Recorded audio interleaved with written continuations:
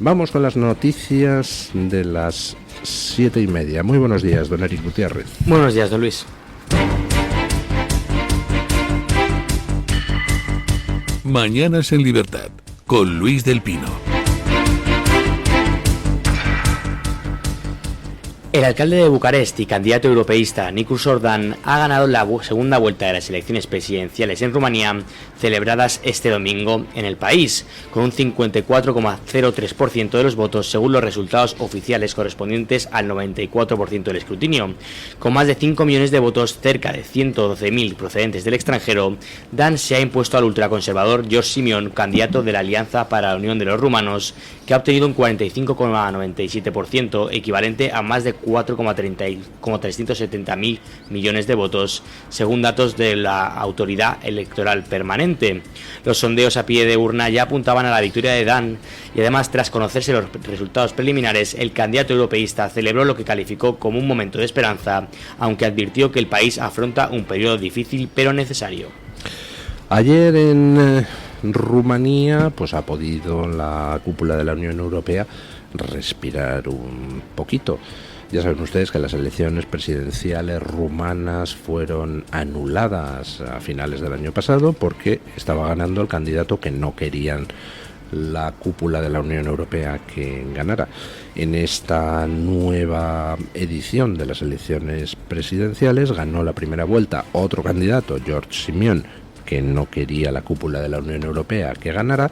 Se han volcado para apoyar a otro candidato al que había quedado segundo en la primera vuelta de esas presidenciales, y al final ha ganado este segundo candidato, que es un candidato que proviene de lo que podríamos llamar el mundo de centro-izquierda. Sería un equivalente a Ciudadanos, a lo que era Ciudadanos aquí, sí, lo que era Ciudadanos aquí, y que ha recibido el apoyo pues de todos los demás partidos. Aquí en España, tanto Feijóo como Sánchez hacían campaña de cara a la inmigración rumana para que votaran a este candidato, que no pertenece a ninguno de sus grupos políticos, simplemente para que no ganara el otro, que pertenece al grupo político en el Parlamento Europeo de Giorgia Meloni.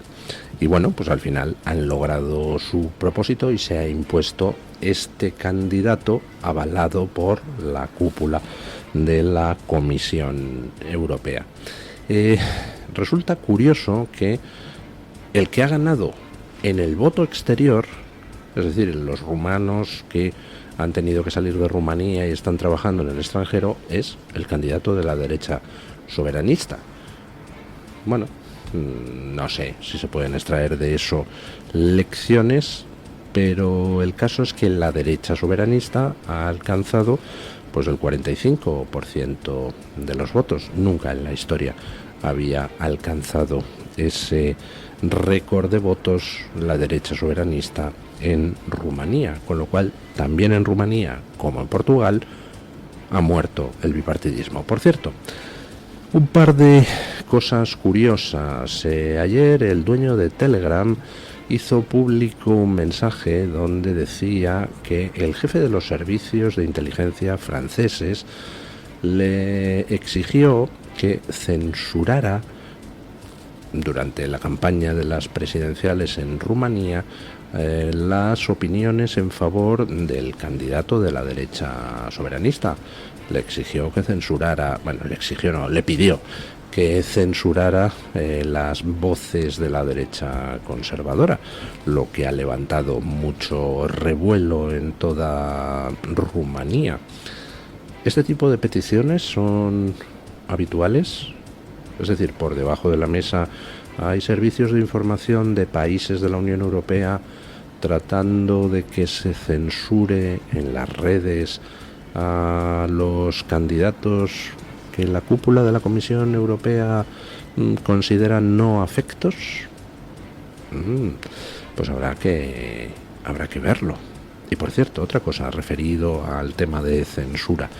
En Rumanía ha estado operando durante toda esta campaña de las presidenciales una ley de emergencia aprobada hace escasos meses, después de la de las presidenciales fallidas del año pasado, donde resulta que un organismo creado ad hoc, que no es un tribunal, puede solicitar a las redes que censuren mensajes donde la gente expresa sus opiniones políticas. Ejemplo, pues usted coge y hace un vídeo de TikTok o hace un vídeo en Twitter y lo pone pues hablando de las excelencias de un candidato político, y entonces se lo pueden tirar por propaganda política ilegal. Y dices, un momento, ¿la gente no puede expresar a quién vota? ¿No puede decir, vote usted a este? ¿No puedo yo hacer campaña por quien yo prefiera? Bueno, pues eso está pasando en Rumanía. Además, con plazos perentorios. Las redes tienen 5 horas de plazo desde que reciben la notificación para bajarlos, para eliminar los mensajes que se consideran propaganda política indeseada. Dicen que es para evitar injerencias rusas. En realidad no, en realidad es para callar a quien les interese. Bueno, preocupante camino el que lleva a Rumanía, pero bueno, en cualquier caso, la cúpula de la Comisión Europea puede respirar relativamente tranquila. Un último apunte, como curiosidad, que el que ha sido elegido nuevo presidente de Rumanía también es matemático, como el Papa León XIV. Últimamente los matemáticos están como muy de moda, lo cual, por cierto, pues no es malo. Está bien esto de que gente con una formación lógica pues acceda a puestos de mando. No sé, lo digo por la esperanza de que a lo mejor así no se contradicen las cosas que digan y tal. Bueno, más elecciones hubo ayer en Buenos Aires. Se celebraban elecciones parlamentarias de carácter local. Ya saben que Buenos Aires pues es pues, como media Argentina. Bueno, pues el partido de Milei ha obtenido un rotundo triunfo, lo que avala su trayectoria como presidente argentino. Escuchen. El presidente argentino Javier Milei ha conseguido un importante triunfo político al dejar en evidencia al exmandatario Mauricio Macri, quien pasó de ser aliado a convertirse en uno de sus principales adversarios. Milei lo ha calificado recientemente de llorón y fracasado, intensificando así la tensión entre ambos. La Libertad Avanza, el partido liderado por Milei, se impuso en las elecciones legislativas de la ciudad de Buenos Aires. Aunque se trataba de una contienda local, el enfrentamiento entre Milei y Macri le dio un marco tono nacional. El portavoz presidencial y candidato del partido de Milei, Manuel Adorni, obtuvo el 30% de los votos, superando al representante del peronismo, que alcanzó el 27%. No obstante, el dato más significativo fue el 15% logrado por Silvia Lospenato, candidata del PRO, el partido fundado por Macri. Esta derrota marca un hito. Es la primera vez desde 2007 que el PRO no gana en la capital argentina, su principal bastión. Tras 18 años de victorias con más del 50%, el partido de centro-derecha sufre una dura caída, quedando reducido a una representación marginal. Bueno, pues estamos de terremoto político en terremoto político. En Buenos Aires había una cita electoral que era crucial para Milei, en el sentido de que es una especie de examen de reválida de lo que llevamos de mandato, y ha salido reforzado de ese examen de reválida. Milei no solo se enfrenta a toda la izquierda peronista en sus distintas variantes, porque Argentina políticamente es un auténtico mosaico caótico. No solo se enfrentaba al peronismo en sus diversas vertientes, sino que se enfrentaba también pues a la derecha tradicional, el equivalente, bueno, no, uno de los equivalentes al PP allí en Argentina, porque hay otra parte que es asimilable al PP que ahora está con Milei. Macri, que era el representante de esa facción de derecha anti-Milei, pues ayer fue virtualmente laminado. Igual que sufrió un varapalo el peronismo. Y Milei, que está llevando a Argentina por una senda de regeneración pues muy alejada de todas las chorradas ultrateóricas, es decir, está aplicando recetas de carácter liberal pero enormemente pragmáticas y centradas sobre todo en el recorte del gasto público, que es la medida más liberal que hay, eliminar gastos superfluos. Bueno, Pues ayer recibió el espaldarazo del electorado, lo cual es importante de cara a la cuota de poder que ayer se jugaba en la provincia de Buenos Aires, pero es importante también por lo que augura de cara a las elecciones parlamentarias, que dentro de no mucho le permitirán a Milei reforzar su posición dentro del Congreso de Argentina, donde no tiene una mayoría que esté apoyándole. Así que bueno, buenas noticias las que llegan desde Hispanoamérica, como son buenas noticias las que llegan del norte de Europa. Escuchen lo que ha aprobado el Parlamento de Dinamarca. El Parlamento de Dinamarca ha votado a favor de derogar la prohibición sobre la energía nuclear vigente desde 1985. La decisión fue aprobada por 71 votos a favor y 34 en contra. Con esta medida el país se abre la puerta a evaluar la incorporación de la energía nuclear a su matriz energética. Un informe oficial sobre viabilidad se presentará el próximo año. Además, ya se contempla la posibilidad de construir reactores nucleares de pequeña escala en distintos puntos del territorio como parte de esta nueva etapa energética. Bueno, desde 1986 estaba prohibida la energía nuclear en Dinamarca. Recordemos que en aquella época, años 70, finales de los años 70, principios de los 80, se puso en marcha una campaña descomunal de carácter pretendidamente ecologista en contra de la energía nuclear. Nuclear, no, gracias. Nuclear, esquerri, casco. ¿Quién pagaba esa campaña pretendidamente ecologista? Bueno, pues hemos sabido posteriormente que ahí hubo una inyección brutal de dinero de la Unión Soviética. ¿Por qué pagaba una campaña ecologista contra la energía nuclear? Pues muy sencillo, para desarmar a Occidente.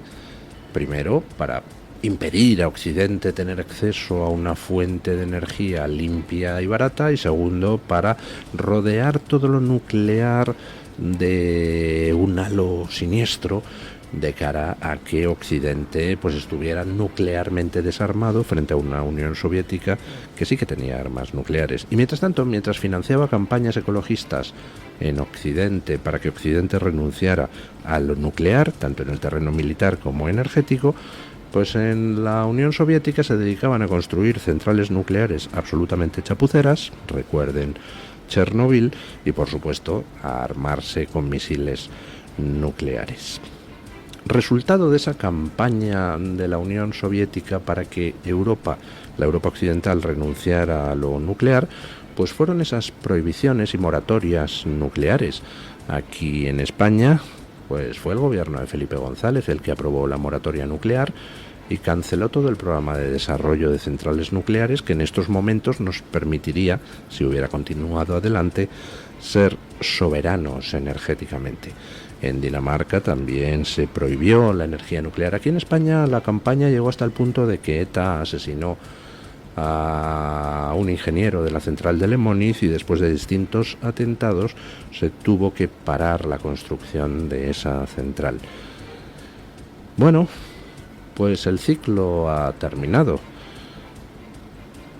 El Parlamento de Dinamarca acaba de derogar la prohibición de la energía nuclear y va a empezar a estudiar el desarrollo de minicentrales nucleares, que ahora son la última tendencia. No construir grandes centrales nucleares, sino mini reactores que son enormemente eficientes y que en estos momentos pues están siendo desarrollados en muchas partes del mundo y por supuesto de Europa. Los únicos idiotas que quedamos como opuestos a la energía nuclear somos los españoles, gracias a ese presunto corrupto, siempre dispuesto a hacer lo que le venga mal a España, que se llama Pedro Sánchez, y los alemanes, que están prisioneros de esas campañas antinucleares de la década de 1980 y donde el Partido Verde y el modo de pensar, entre comillas, verde, pues ha tenido mucho predicamento, porque no en vano fue allí a donde fue a parar la mayor parte del dinero invertido por la Unión Soviética en poner en marcha movimientos ecologistas dentro de Europa occidental. En Alemania, pues siguen insistiendo en lo de nuclear no, y como resultado tienen que recurrir a las centrales de carbón a emitir CO2 como locos, cuando lo nuclear, CO2, no emite nada de nada. En fin, el fiscal jefe del TPI, ¿se acuerdan ustedes? Ese señor que se apellida Khan y que ha dictado orden de detención contra Netanyahu. Bueno, pues ahora se ha cogido la baja porque, en fin, han salido a la luz los acosos sexuales a una subordinada que presuntamente habría cometido. Escuchen. El fiscal de la Corte Penal Internacional, Karim Khan, se ha apartado temporalmente de su cargo mientras se lleva a cabo una investigación por presunto acoso sexual. Durante su ausencia, la gestión de la Fiscalía quedará en manos de los fiscales adjuntos. Khan ha negado reiteradamente las acusaciones, asegurando que no hay verdad alguna en las insinuaciones que lo vinculan con un supuesto caso de acoso a una empleada de su oficina. También ha manifestado su plena disposición a colaborar con la investigación y ha recalcado estar del lado de cualquier víctima de acoso o abuso. Khan, al frente de la Fiscalía del CPI desde 2021, ha liderado investigaciones de alto perfil sobre crímenes de guerra y de lesa humanidad. Entre sus decisiones más polémicas destacan las órdenes de arresto contra el presidente ruso Vladimir Putin por la guerra en Ucrania y las recientes solicitudes de detención contra el primer ministro israelí Benjamin Netanyahu. Bueno. El fiscal Khan, pues es un señor curioso. Tiene en su cajón las denuncias por torturas brutales cometidas en Venezuela por el régimen de Maduro. Esas denuncias han llegado al Tribunal Penal Internacional hace ya más de una década. Y allí están durmiendo el sueño de los justos en un cajón. Porque para el Tribunal Penal Internacional las torturas, los asesinatos, los abusos sexuales en dependencias policiales como método de tortura, etcétera, etcétera, pues parece que no son reprochables si los comete un gobierno progre, por ejemplo, el de Maduro. Sin embargo, el Tribunal Penal Internacional se ha dado una prisa inmensa en procesar a Netanyahu, es decir, en ir contra Israel, porque Israel ha cometido el imperdonable pecado de defenderse de los ataques asquerosos de un grupo terrorista apadrinado por los progres occidentales, que es Hamas.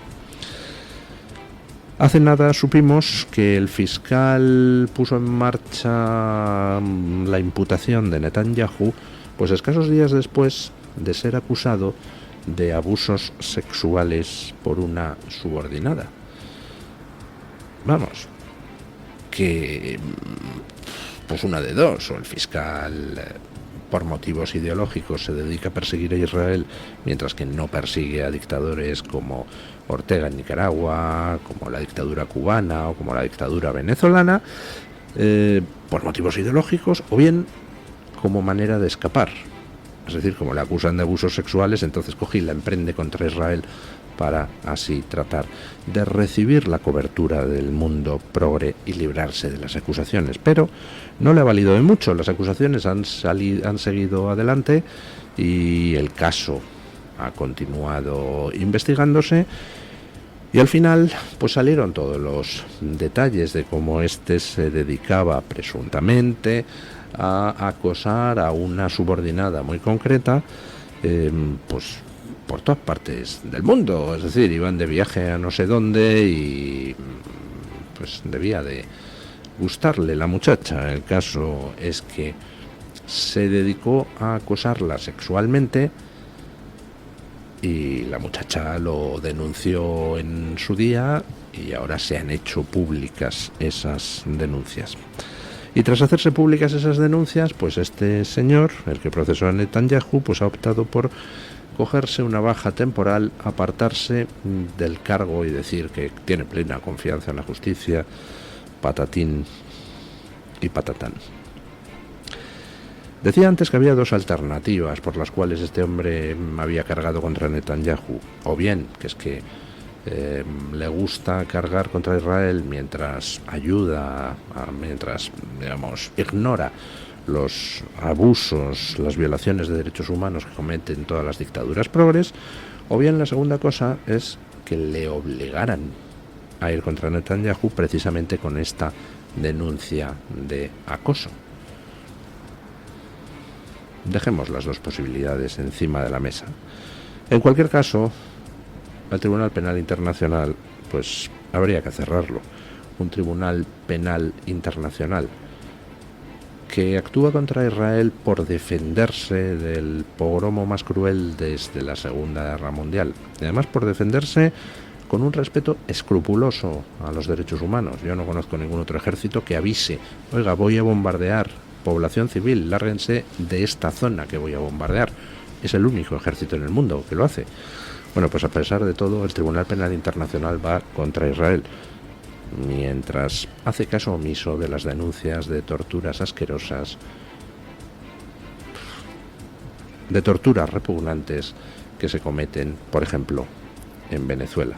Lo siento, ese tribunal no es un tribunal, es un órgano progre, pues para el control progre de el mundo occidental. Hay que disolverlo. Bueno, y aquí una noticia que trae hoy, me parece que es Voz Populi. Exactamente, don Luis. Que me ha parecido curiosa.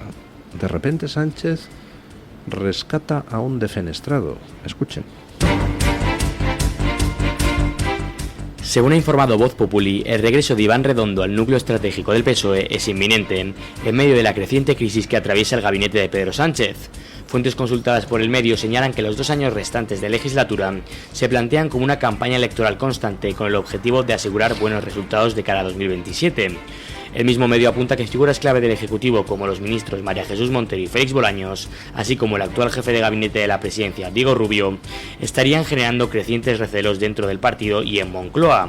Montero, con una carga de trabajo elevada, aún no da por perdidos los presupuestos generales del Estado para este año.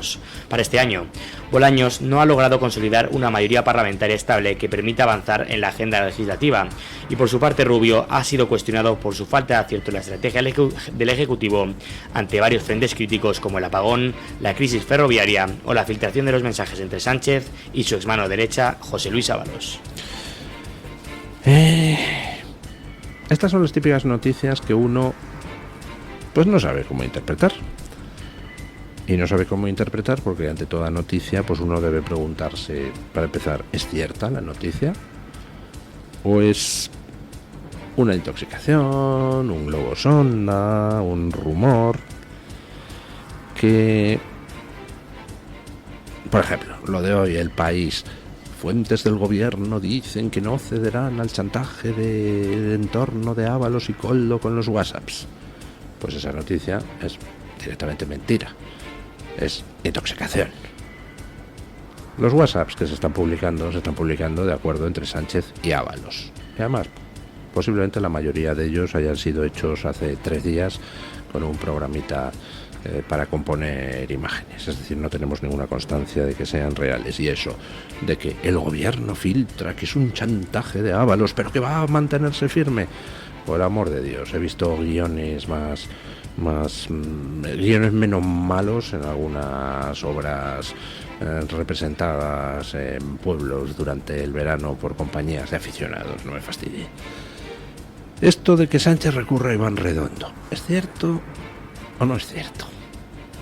¿Es cierto y Sánchez quiere meter otra vez a ese al que echó con cajas destempladas? ¿Por qué? ¿No le han funcionado sus gurús electorales hasta el momento? Pero si Tezanos dice que va estupendamente Sánchez, ¿por qué necesitaría cambiar de estrategia? O en realidad la noticia no es cierta y es una filtración pues hecha bien por Sánchez para dejar caer que está estudiando convocar elecciones y mantener viva la esperanza de que a la legislatura le queda poco. ¿O es una filtración del propio Iván Redondo para ver si Sánchez le vuelve a acoger en su seno? Pues no tengo ni idea, pero la verdad es que me ha hecho gracia. Durante la época en que estaba Iván Redondo de asesor de Sánchez, yo creo que cometía menos errores de comunicación el Partido Socialista, y cuando se ponía a hacer intoxicaciones pues era un poquito menos burdo que ahora. Ahora es que es todo demasiado transparente, y ahora el Partido Socialista, Sánchez, parece incapaz de gestionar ni la más mínima crisis. Han llevado la degradación de las instituciones hasta tal extremo que nada funciona correctamente, con lo cual cada vez son más los problemas para la ciudadanía. Ayer de nuevo otro apagón por robo de cobre, otro parón del AVE por robo de cobre en Toledo, y otro parón en el norte, no recuerdo dónde, también por robo de cobre. Anteayer un africano tuvo que ser abatido a tiros en el aeropuerto de Gran Canarias por la policía, cuando con un cuchillo amenazaba a la gente.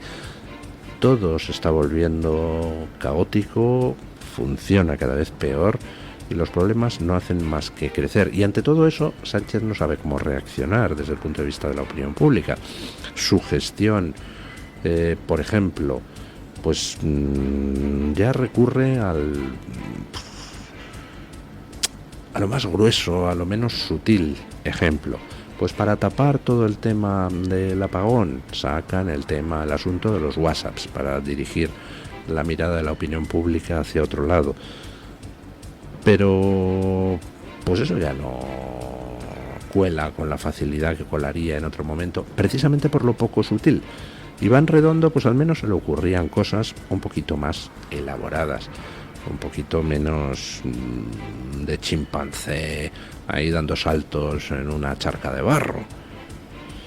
Bueno, vamos a ver qué pasa si efectivamente se incorpora Iván Redondo otra vez al equipo de Sánchez.